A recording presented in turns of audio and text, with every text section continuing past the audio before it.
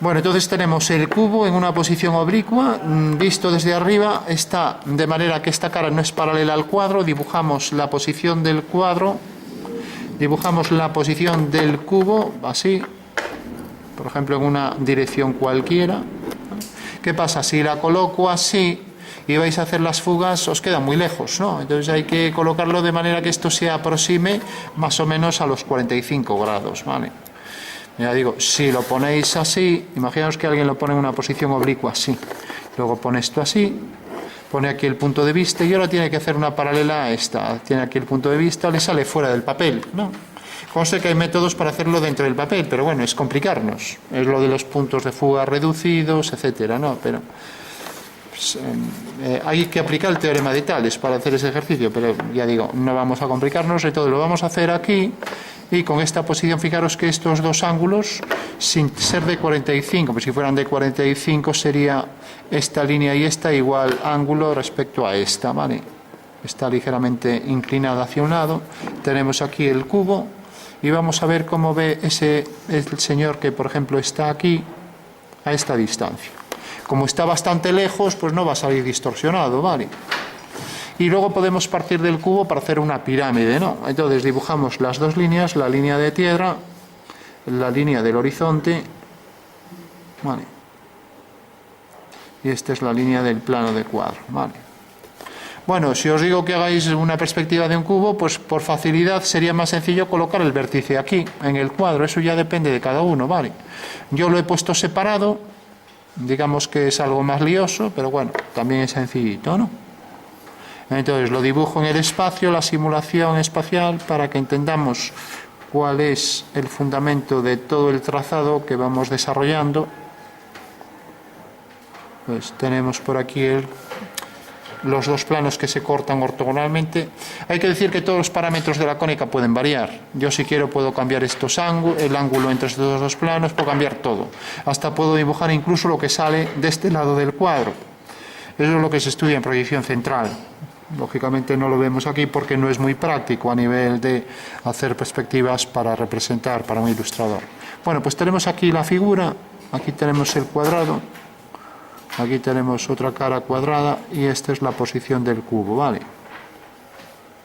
Y ahora tenemos el punto de vista, más o menos, si os fijáis, si prolongo esta línea, a ver, vamos a hacerlo un poco bien, solo un poco. Si pongo esta línea cae por aquí y por aquí, ¿vale? Estas serán las trazas de esas dos líneas y las trazas de las otras dos.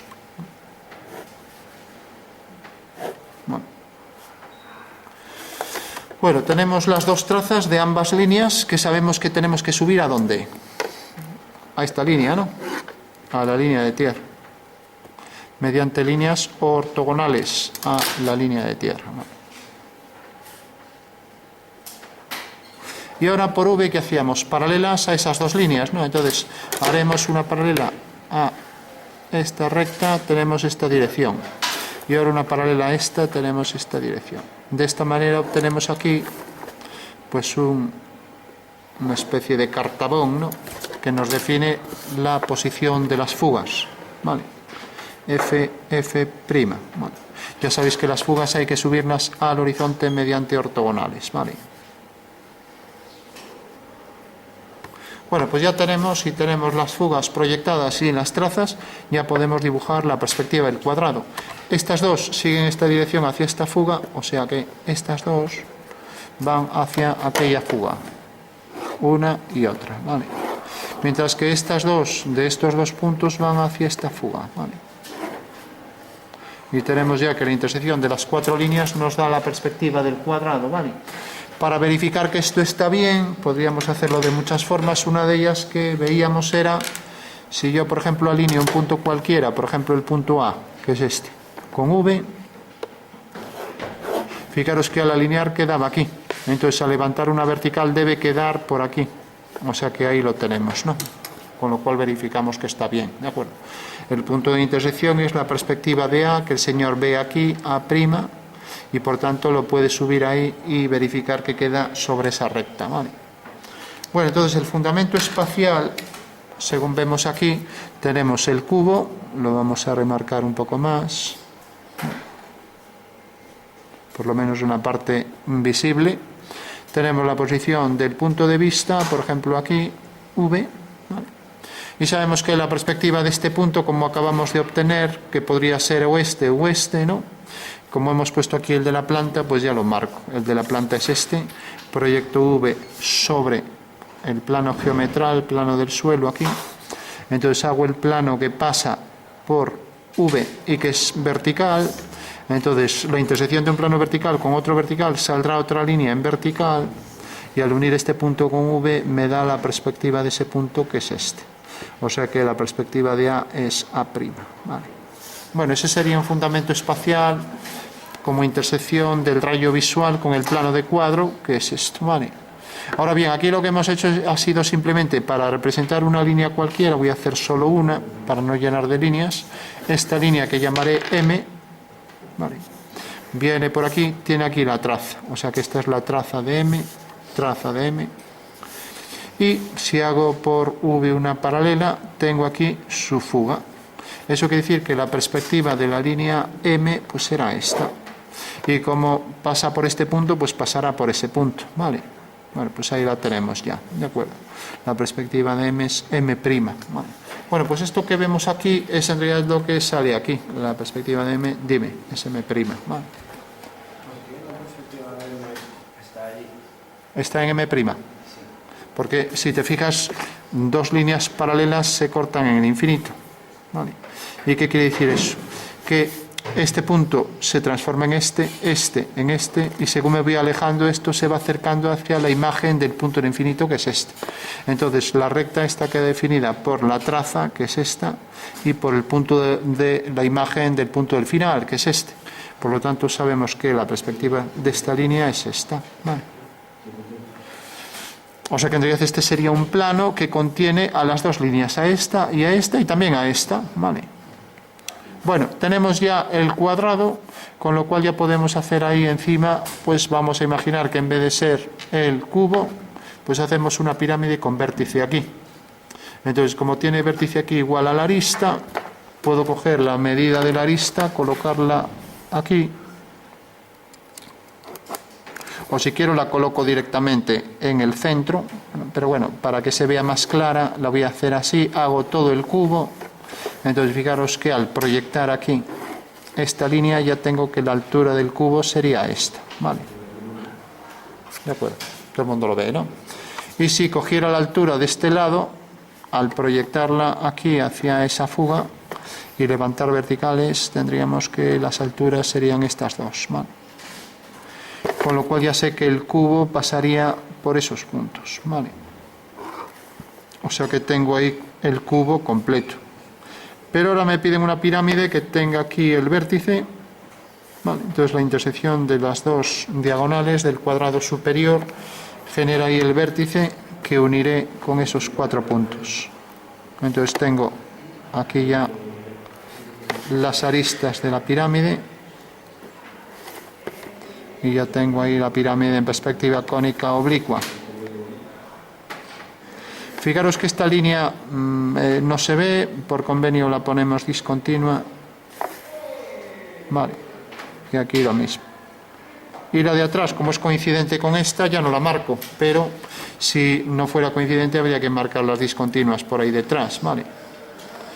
Bueno, tenemos ya la pirámide. Entonces recordad aquí que hicimos las dos diagonales para obtener el vértice superior y unir ese vértice con este, ¿vale? Y de esta manera obtuvimos ya esa pirámide, ¿vale? Lo haríamos también por detrás. Vale. Bueno, pues esa sería la perspectiva oblicua de la pirámide, y ya que hicimos la pirámide, pues vamos a marcar aquí las aristas de las caras laterales de la pirámide para que se entienda que es esa figura, ¿vale?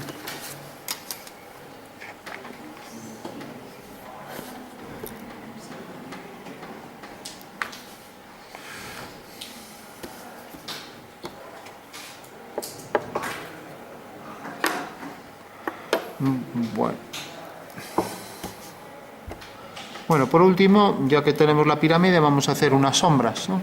Vale. Entonces imaginamos que este punto, por ejemplo, tiene su sombra en un punto cualquiera. Entonces prolongamos el horizonte y decimos que la sombra del vértice este tiene su proyección en el suelo.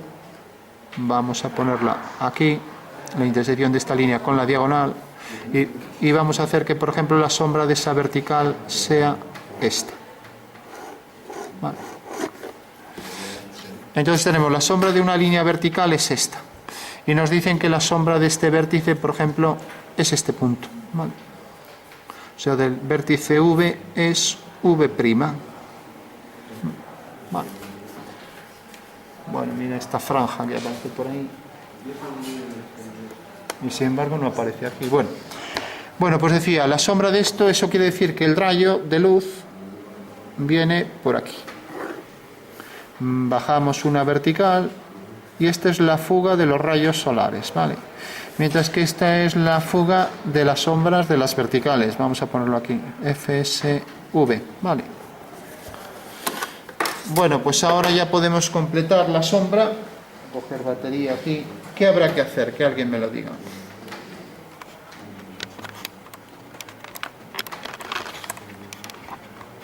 A ver, atendiendo aquí mejor, luego explicáis.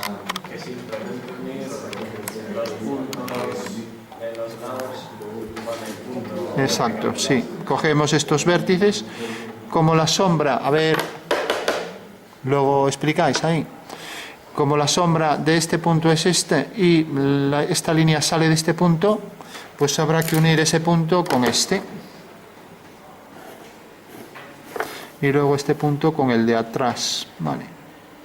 Eso quiere decir que ya sabemos que la sombra de esa figura, vamos a marcar, tiene una sombra propia que será esta. Y tiene una sombra que proyecta sobre el suelo, se llama arrojada, que será esta. Vamos a poner debajo para que salga la textura más lisa.